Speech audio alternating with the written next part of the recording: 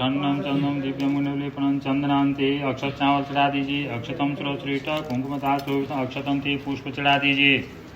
माल्याधीन सुगंध नीतिमया नीतानि पुष्पाणि प्रतिलेताम पुष्पमालाम ते धूप दीप नैवेद्यम दुबड़ा भी चढ़ा दीजिए जी।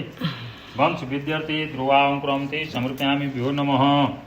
नैवेद्य भी चढ़ा दो। नैवेद्यम वो जो नहीं रखे ना व्यायति मंत्र नैवेद्यांते समर्पयामि नमः। नैवेद्यांते हरि ओम। नैवेद्य के बाद जल दे दो। हरि ओम शुद्ध्यर्थी आत्मनि जलंते समर्पयामि भ्यो नमः। शुद्ध्यर्थी आत्मनि जलंते फल चढ़ा दीजिए। हरि ओम श्रीमन महागणाधिपति नमः। हरि ओम फिर जल दे दो। शुद्ध्यर्थी आत्मनि जलंते समर्पयामि भ्यो नमः।